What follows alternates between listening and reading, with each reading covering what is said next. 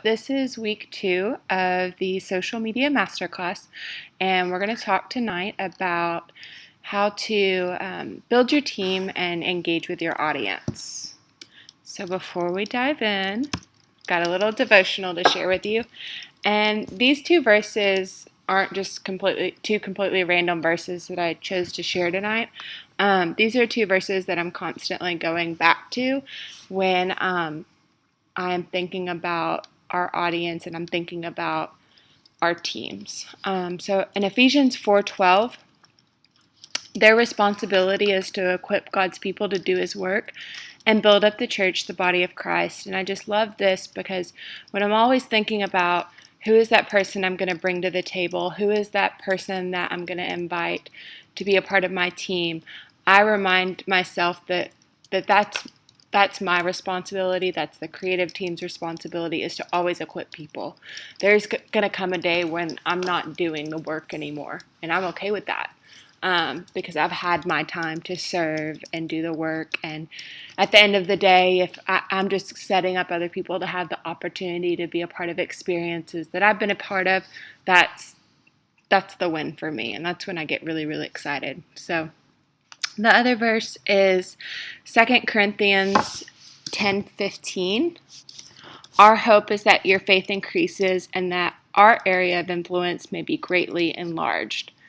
That's my goal with social media at the end of the day, is that faith and influence will be increased. So those are just two verses that I'm constantly coming back to. And yeah. So there's our little Devo for tonight. So first we're going to talk about building a team, and this is where it's story time for me, just to kind of share you some of the things that we walked through in the first few years when we realized we couldn't do it on our own anymore, and how we stepped out of the box just to start inviting other people to be a part of our team. So the question I always get is, how do you find these people? How do you find the volunteers? How do you ask them to be a part of your team? And so this is just a little story about what we did. I don't think this is necessarily the best way to do it. It worked well for us. If it works well for you, go for it. But there's other avenues and different ways to try this out. So we sat down and went through our hashtags, and we went through our tagged posts, and we started seeing that there were some people out there that were posting about us on a regular basis. And the reoccurring theme was that they were all teenagers. And not only were they teenagers, but they were teenagers that had great influence. So we were seeing that they were the ones getting hundreds of likes and dozens of comments. But not only were others engaging with them, but they were engaging back with the people that were commenting on their photos. So they just didn't leave their followers hanging. Following up was a value of theirs. It might not have been a value on like the front of their mind. It's just they were natural at that. So we took note of who these people were and just started, in a way, kind of like studying them. And it's funny because, Emily's sitting here in this room, and she was one of those people when she was a little high school student. I see this photo on the presentation, and you can't see it. I just noticed that. I will turn it around. This is when everyone watching back this will laugh because they're like, oh, she doesn't know what she's doing. Okay, so on this slideshow, you see some of the first posts that we saw, little baby Ethan Dolan. And so yeah, we started following them and just seeing what we could learn from them, what they could teach us, and they didn't know that we were studying them. So we learned from them the value of follow-up, replying to comments. We learned about the value of liking and following and just, how to take care of the people that are taking initiative to respond with you. How can you respond back to them? So once we had studied these students for a little while, we knew that we absolutely wanted them to be a part of our team in some way, shape, or form. So we narrowed down our options, and we had our little list, and we reached out to them. People aren't going to know that you're looking for volunteers until you ask them. Now, social media is one of those gray areas where you can't really put out an all call like, hey, we're building a social media team. Well, I don't necessarily like to do that because I like to pick and choose because there is, those values, those best practices. We want to make sure that the person that we're bringing onto the team fits that criteria. So I've never put out an all call for volunteers. I'm constantly just making a list of people that we think might be good for recruiting or to be a part of that team. So we ask them if they're available and if they would be interested. What are they already doing? What were we going to ask them to do? Like, how much is this going to add to their plate? Is it something that they can just do a couple hours a week? Is it requiring them to create content every day? What is the level of commitment? And then I always like to just see how often are they already posting about New Life Church. Like that says a big thing about their passion. If they're posting on a regular basis, they have it in their heart to be a part of the vision that you're wanting to share. So if you're a ministry, how often are they posting about your ministry? If you're a business, how often are they interacting with your business? Have they been following you for a while? Do they know kind of your language and your look and your feel? Study their feeds. Does their artistic direction, their photography, is it kind of what you're looking for? Can you send them out with a camera or an iPhone and expect that they'll bring back what you're looking for? Another thing that's really important to us as a church is, are they engaging with people and pastors in their ministry? Another way just to show, is it in their heart? And do they already understand the vision? If they are already going out of their way to reach out to the people of influence in their areas, they're going to be good at doing that on their own. So we let them know that there was a new opportunity to serve with creative on this team. Until you let people know that there's an opportunity, you're not going to get any volunteers. We get that a lot with some of our areas within creative. People are like, oh, I didn't know that y'all are looking for volunteers. We're always looking for volunteers. Sometimes we just don't advertise it on a regular basis. So be that person that goes up to someone and gives them an invitation. But invitations are a lot more a lot more inviting than just putting out an application or a all call for, hey, we need these people. If you go and invite someone, they're going to feel respected, they're going to feel very wanted, and more likely will say yes to what you're asking them to do. So be careful about how you promote the opportunity. Seek out people intentionally. Building a team will require a lot of time and effort. It's not going to happen in 1 week, and it's probably not going to happen in 1 month. It's going to take a course of events or months to invest in someone, train them up, and hopefully after you train them up, they stick around. Every once in a while, it's going to happen where you train someone up, and they leave. So hopefully you get to the point where you train someone up and they get to stick around on your team for a little while. Always bring someone with you, even if this is someone that you're like, I just want to see if they would, work well with my team, or if they would work well in this role. Just invite them to come with you. That can be sitting at a desk on Sunday morning, live tweeting, or liking photos from your Instagram account during a large event. Or one of the things that we do is we will put volunteers or students out into the foyers during Christmas, during candlelight, and they'll just be there as our social media team taking photos of families. When the family shows up, and there's diaper bags and kids falling everywhere, hey, can I use your iPhone? I'll take a photo for you, and just kind of oh, okay, you're here to help me type of thing. So it doesn't have to be something intentional about posting. They can just be there helping create or curate content, help support the atmosphere.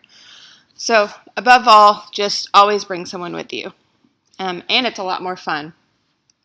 My not darkest days, but I didn't have fun when I was at an event sitting in the corner by myself, running accounts or posting. I had more fun where it's after, event or after a session gets out and there's like 5 or 6 of us gathered in a corner on our phones, swapping ideas back and forth, like, hey, what about this caption or what about this photo? It's just a lot more fun when you have people surrounding you. So these are a couple examples of how we started inviting people to join our team, sit at our table. This was, 2 years ago when we did a live album recording, and this was before we even had a team. I was doing it by myself, and I invited a lot of people just to hang out with us. So we scheduled some photographers. We had some social media people there, and this was actually, we didn't hand over accounts to them and say, hey, post this or go like all these photos. We invited a handful of students there specifically just to be at the event, get there early, be behind the scenes, and post on their personal accounts, because we knew that they had a range of influence that we didn't have, and we wanted their influence to become an advantage or a benefit. They wanted to help serve the church. So I said, hey, yeah, come to this dress rehearsal and post about the event that we're having tomorrow and see, invite your friends, different things like that. So they were more so there being a supporting voice. And they had a ton of fun. And just some of the things that they were writing and posting was just such a cool perspective and point of view. And I don't know, some of the meetings beforehand and after the event were more fun than the event themselves, because we were all laughing and spending time together. This is an example of what we did at Candlelight 2 years ago for Christmas services. On the right, you see 3 of the volunteers that we stuck out in the foyer, and on the left, you see a photo that they took with somebody else's iPhone. So it was really, really cool. And even after that candlelight service, I remember we were going back through and commenting on some of the photos that were on the hashtag, and there were so many families that would comment back and be like, "Oh my gosh, thank you so much! Like, I still can't believe that there was someone there to take our photo. That really helped us." So it was just really cool to be able to help capture those moments and then turn around and be like, hey, don't forget to post to the hashtag, tell people where you're at or that you're at NLC Christmas. So we continue to do this each year, and it's just a really fun way for people to serve and there not be a lot of expectations to it. This was one of the very first Sundays that we brought people to be a part of like the weekend social media content. I was on my way to church and I was texting our other social media manager, and we had really no plan for the morning. We just knew that we had a bunch of students coming to hang out with us, and we were in the middle of, the donuts at first had nothing to do with it. We just brought the donuts because I'm like, it's 9 a.m.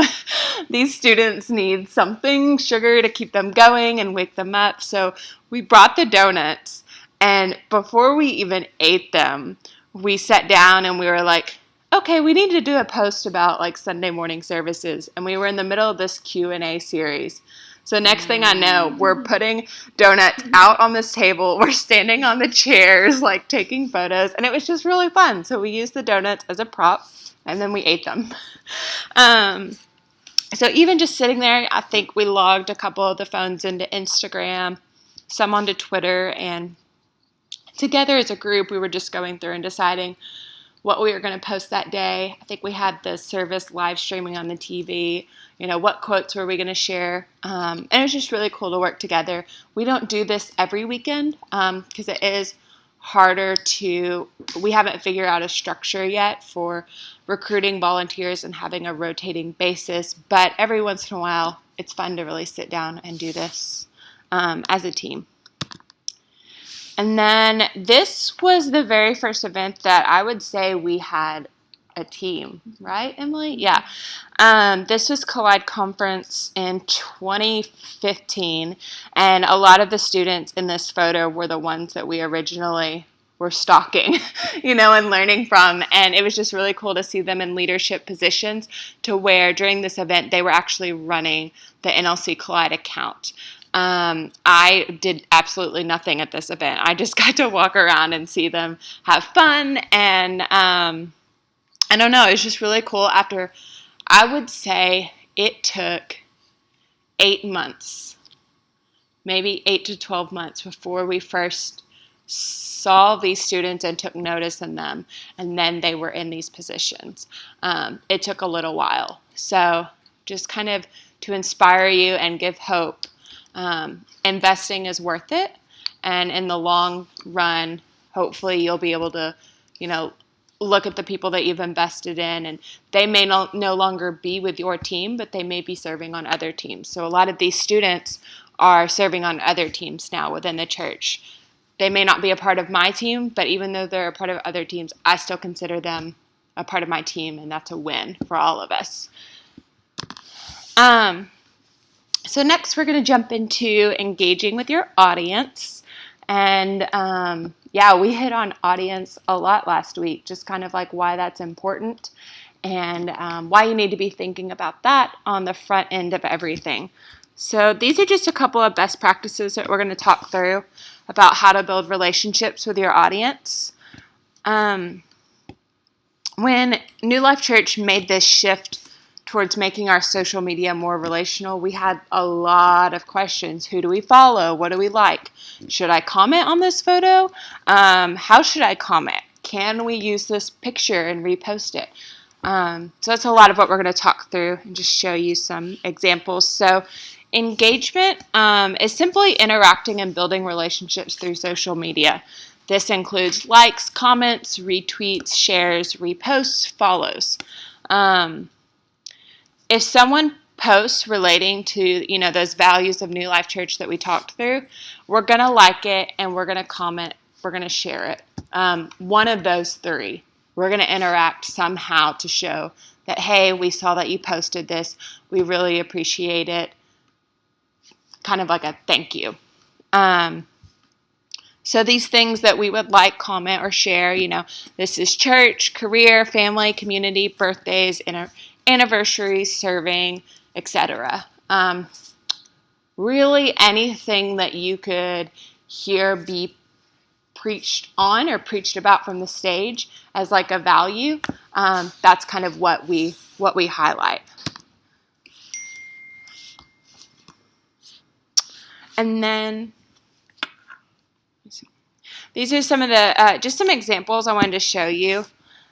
A lot of these are from our NLC Conway account, which is run by Kate, and we've been working together for quite a few years, and there's so many areas that she just like goes above and beyond. It's so intentional. So here on the left, you see a tweet from, and I'll read this out loud so you can see it. You see this tweet from Austin. He's talking about during his quiet time this morning. The Old Testament reminds me of an episode of Desperate Housewives. And his wife, said facepalm. And he hashtagged Year of the Bible. So that's just a funny way that people were engaging with the hashtag and sharing some of their daily quiet time moments.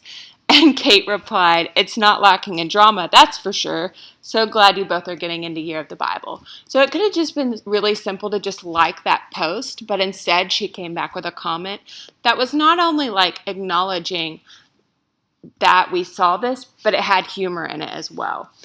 So I love that example. Another example is Conway Schools tweeted about their basketball game. So she retweeted it. She didn't comment, she didn't like it, she just retweeted it. And it's kind of just bringing in those values about community back into it and how we help support, our schools and the events happening within our city. And then this next one is a sermon quote from Year of the Bible. So we just retweeted it. A lot of times we'll post tweets from our account, quotes that we've heard, but I think retweeting every once in a while is really cool because you're also acknowledging thank you for posting. We're going to share this. Thank you for taking time to write this down. So retweets are really simple and really fun. Here are some examples with Instagram and Facebook. On the left is a picture of a student at UCA, a college student, and she had a friend take a picture of her doing her Year of the Bible quiet time. She's in the library. She has her backpack and books spread out everywhere and her headphones in, and she's journaling, and she did a really short write-up just about what she was learning through Year of the Bible that day. Such a cool moment for someone just to take the time to share. So we commented back and we were like, this is great. We love it. Thanks for sharing. We pray that you'll be continually filled with His word and truth throughout this year. So again, something that we could have just liked, but when someone is very intentional at doing a post, I like to be more intentional with how I respond back. So commenting, you pick and choose. Just kind of what you're going to go with that. And then this next one is a photo of a Facebook comment. Someone's just saying, what an amazing night. I really enjoyed being at night of worship. It was a special time to be with God. So we just said, thank you for being with us. It wouldn't have been the same without you. And we get a lot of those comments where someone's like, I love being there. I really enjoyed being at this event. I almost always try to respond back to those because that might be a first-time guest. So them getting a comment back from us could be something really encouraging to them. So those responses might be repetitive a lot. I might say it over and over, like, thank you for joining us, or so glad you could be with us today. But I think that's okay. I just always think about what if that was me and what if that was my first time at an event. I would want someone to notice me. So maybe they didn't get noticed at that event. Maybe you're going to be that person that notices them. So if you can always reply back to those are super fun. This next one is just an example of, I think the original post came from our creative account, or it may have just been on someone's personal account, but all of these happy birthday responses from people within our staff or within our church, you see the NLC Collide account replied to it, and I just think it's such a cool way to see how we celebrate each other and we celebrate birthdays. So many people here within this comment thread showing up and celebrating Hannah and Carissa. These are some examples of reposting other people's content, and in a little bit we'll go through how to do that. But here on the left is an example from Conway, again promoting, this is football this time, but promoting Conway football. And the image is from a family within our church that was getting ready for a game or a pep rally, and I remember Kate saving this photo, and it took her a couple of weeks before she used it or got permission, but I think it's such a fun way to connect community and family together. In the middle is a video from our OBU students coming back to school after winter break. They gathered in the foyer, and they just kind of like made this little, what's that called? Little arch for their professors. Their professors walked through it as they came back to school that day. So here are all the students cheering the professors on. So our OBU account originally posted that, and we reshared it because every once in a while we do want to celebrate and highlight what the students are doing. On the right is a photo from Hunter and Katie Bizet's trip to Israel earlier this year. And throughout our Year of the Bible reading, just always trying to figure out different ways to highlight that on social media. So there was one day that we were in the reading about Jesus teaching within the temples, and I remembered, oh, Katie and Hunter had just visited there. So I texted her and was like, hey, do you have any photos of, this place? And they did. So we got to point visuals to what we were reading, and also just kind of show a family moment between them two. So we reposted that. Okay, the next one is just to kind of, when we're trying to repost or share something, I always ask myself, is this in line with my vision? And does it help me build a friendship with the other person? Like if I'm reposting their content, is that going to make a connection between us? Oh, and the same thing with I ask those questions when we're talking about following and likes as well. So with following, what do you think it says to someone when you follow them? Any thoughts? They're important. I like what you're doing. Yeah. You're noticed, you're seen. Yep. To me, it says I want to be friends with you. I want to follow you. I want to see what you're doing. I want to be friends with you. And so if people are frequently engaging with your content, I think that's a sign that you should follow them. Not that if they're replying on your stuff and, follow for follow, please follow me. No. But if they're intentionally engaging with you, I think you should follow them back. But other than that, it's really up to you to decide when and who to follow. We talked a little bit about this last week. There is really no rule for it. It's just up to you. Whose stuff do you want to see in your feed on a daily, weekly basis? For likes, this is kind of my rule of thumb. Here's the question. If your best friend posted it, would you like it? Yes, you probably would. So I think that's the same way with us. If it's in line with your vision and helps build that friendship, then like it. You can never like too much. It's actually a joke because you can. One day we did. We got kicked off of Instagram or something because we were liking too many photos within our hashtag. I think it was at an event or something. It was a year ago, so maybe they fixed it. But yeah, apparently you have a limit. So yeah, keep following and keep liking. So our next little point is just an example of how to speak their language. Since you have things in common, you can relate by the way you comment. And this example from our real life students, students love emojis. And we won't always put emojis in our captions and stuff, but when we're commenting and replying back, we can have fun and do that. So this is a post from the dodgeball game and black team. So we used there was an emoji with a black circle, trophy, they won, 100, you're great, and a fist pump. She didn't use any words at all in this comment. It's just emojis, and I'm sure it spoke their language perfectly.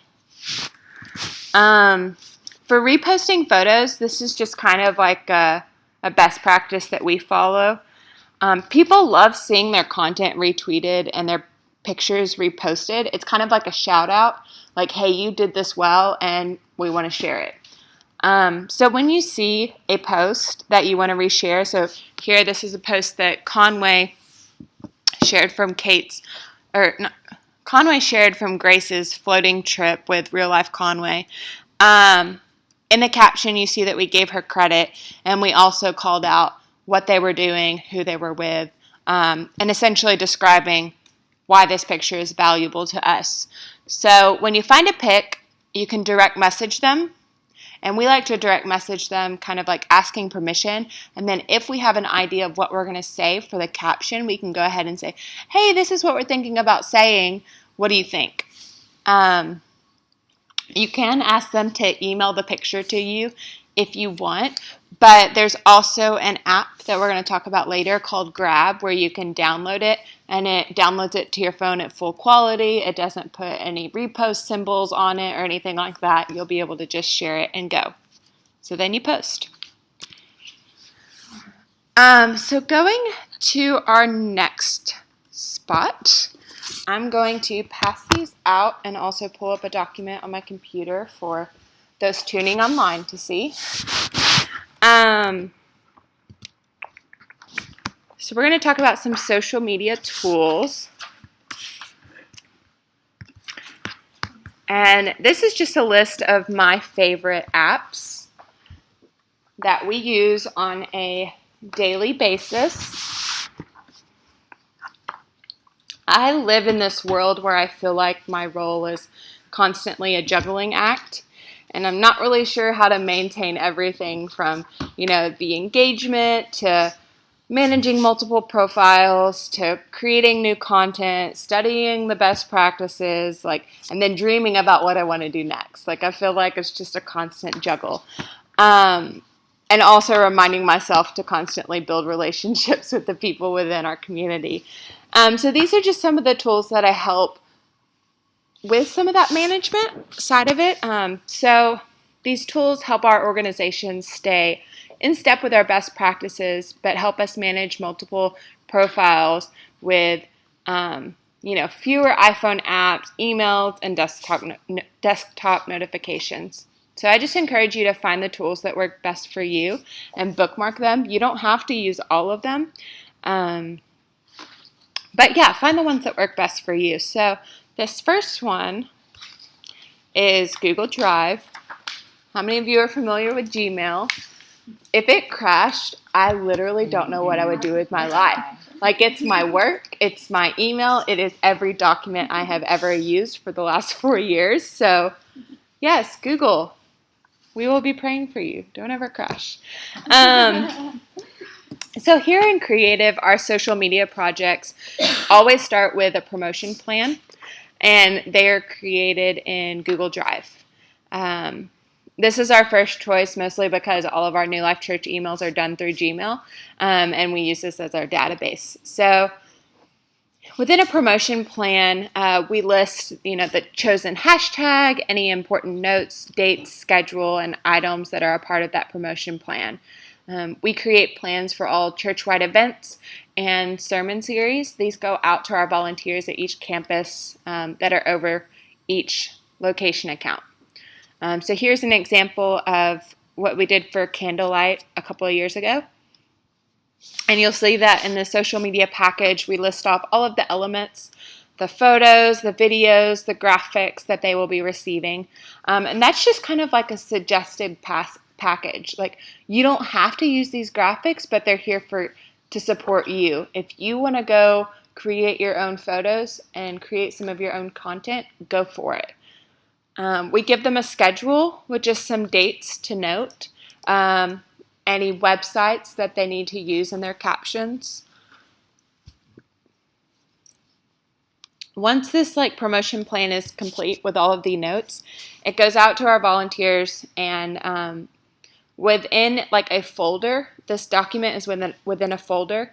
We also include all of the graphics or anything that's in that promotion plan. So you see a little screenshot. It kind of gives you a sneak peek of what a folder looks like for us. We have a folder for our team that within this folder, it has folders within folders. It has a folder for all of our promotion plans. It has a photo archive of just generic photos. We also keep all of our documents handy, like the one you have here. They can always access this. They can access our social media guide that has communication values and best practices. Everything that we went through last week, they have this available at all times whenever they need to go back and reference it. And then we also, like I said, we have a photo archive. Probably needs to be updated. We haven't updated it in a little while. But just some of those generic photos that they can use to promote baptisms or OBU at NLC, Pastor Rick speaking on the weekend, worship, any approved stock photos, different things like that at their reach. And the thing I love most about Google Drive is it's easy to access on your laptop, iPad, and iPhone. So even when we're capturing at events, we do a shared Google Drive folder, and our photographers are uploading to that event. So we can be, in a different room and be downloading photos that they just shared with us. So we use it for a lot of different things. There is one thing I didn't add to this document, but I do want to share with you guys. It's a new thing we added this year. Hang on one second. We Our form of communication, we've moved away from email. We don't use as much email, but we use this application called Slack. It's loading on my computer. That's anything. Okay, so we use this application called Slack, and it too is easy to access on your iPhone, iPad, whatever. You can do an application on your desktop, and we have all 30 of our team members within here, and the volunteers here are just the volunteers running our main campus accounts. I don't have ministries in here or other departments. It's just everyone running a campus account. So we use this to send out updates, and so we use this to send out all those Google Docs and Drive folders I was talking about. We'll have conversation with each other. We'll do last minute brainstorming for like Veterans Day or daylight savings or things like that together in a group. It's very similar to like GroupMe or group text messages, but there's just some different ways to keep things organized within here with the conversations. You can still do direct messages with each person, so we try not to text because text messages can get lost. So it's easier for us to keep up with each other if we do direct messages here. We have a channel for brainstorming or posting, any cool articles that we've seen on social media, having conversations about things that we're dreaming about. I think it's just a lot of really cool conversation that wouldn't normally happen through email. And then my favorite way we use Slack is to celebrate wins with each other because we don't see each other that often.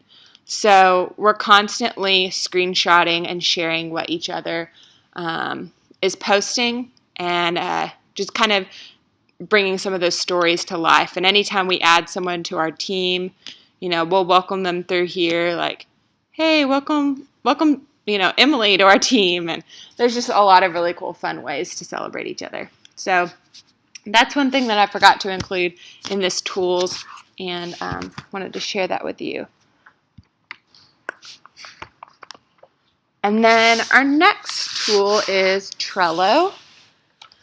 I love Trello. I was actually telling someone a story the other day about how when we first started doing like scheduling or laying out what we wanted to post, Kate and I were using an Excel spreadsheet. And that is so not my type of, document. I just feel like I lose all creativity when I look at an Excel spreadsheet. So we did it for a little while and it worked. But then we heard about Trello and it's really cool. It's free. To me, I constantly describe it as Pinterest. You get to create boards and just lay out visuals. It's kind of like sticky notes. But it's easy, free, flexible, and a great visual way to organize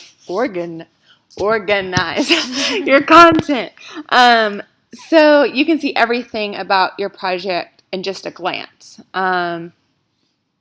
We've used it for big events like Woman Conference when we have a lot of volunteers working with our team. I use it for my daily content just to kind of lay out what I'm, hoping to post that week. Very rarely do I stick to a schedule because I'm kind of like a wing it each day girl. But you can drag and drop cards, you can assign tasks, you can leave comments, you can set due dates. You can add checklists, labels, different things like that. You can upload files from your computer, Google Drive, Dropbox. You can, once you set due dates, you can look at a calendar preview and just kind of see what you're, looking at for that whole month. There's so many different things. So I would encourage you, if you're looking for a way to just kind of lay out your content, this is a great place to start. It does not publish to your feed. That's always the disclaimer, is that it's not linked to your social media. You can't schedule to go straight to Instagram. So you do still have to use those external ways to schedule. this is mostly just a great way to visually lay out everything that is going to show up on your feed. Next is Hootsuite. And I feel like a lot of people are familiar with Hootsuite. It's been around for a while, but it's for Twitter. And actually, I think you can now add Instagram and Facebook into it. But the features that I'm most familiar with is with Twitter. And you can create different streams. In this screenshot, you see, a stream of mentions. You see a stream of a hashtag, where all of the different things that are showing up in this hashtag. You can do lists. So within Twitter, you can create lists. So it was very valuable to me to see everything that our pastors were posting and everything that our locations were posting. So I made a stream where I was constantly seeing all of these things within real time. With Hootsuite, you can also schedule tweets. So it's a really cool way to manage all of your content within Twitter, because I feel like, especially with following people, content can easily get lost, and you don't, because like I said, the lifetime of a tweet is like 15 minutes and then it's gone, unless you have the time to actually sit through your feed and scroll and scroll and scroll. So if a value of yours is to constantly being engaging with the people on Twitter, you can do some lists or some keyword searches through your hashtags. And there's some step-by-step instructions about how to create a list or set up these streams for hashtags. This next application is for Sprout Social. And this, I kind of put a disclaimer with this. This isn't needed for everyone. If you are a smaller business or a smaller ministry, I don't think you need this. But if you are a larger organization or a larger business and you're managing multiple accounts and hundreds of notifications each day, this would be worth the investment to purchase. It does cost money. It's not free. But for me, this is because we have an Instagram and a Twitter and a Facebook that we're all managing.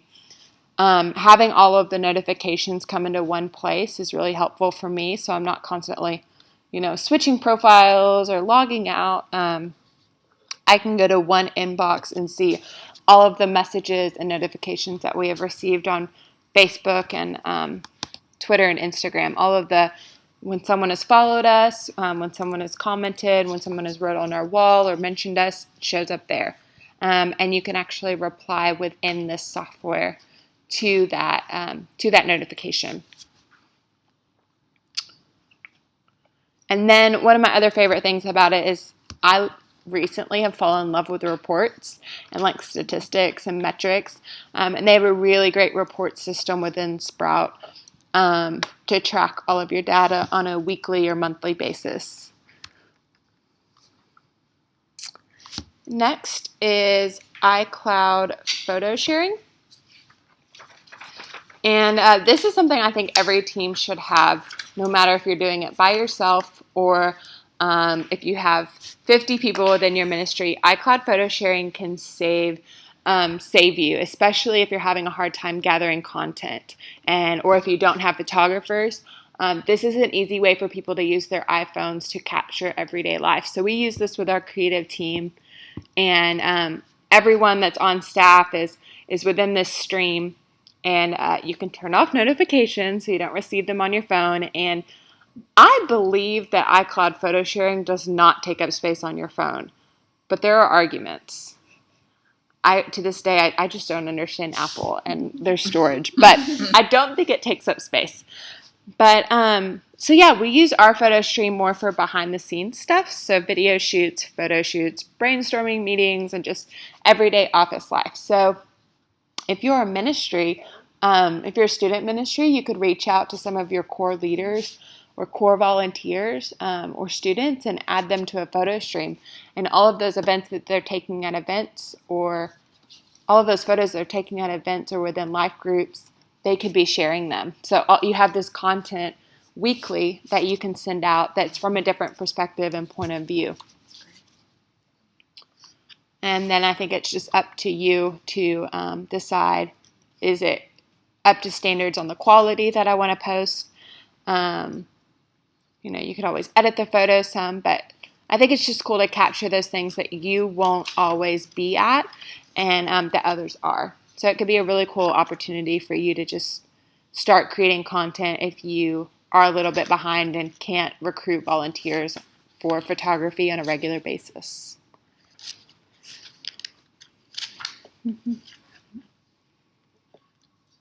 Okay, and then next is this platform is really, really cool, and it's new. It's called Later, and you can get the app on your iPhone or you can view it in your browser, but you can actually schedule content for Instagram. This is new. So you can schedule content. It still will not post automatically. It will send you a notification on your phone saying, hey, it's 9 a.m., your post is ready to go. And you click OK or whatever, and it opens the application. The caption is automatically pasted to your clipboard.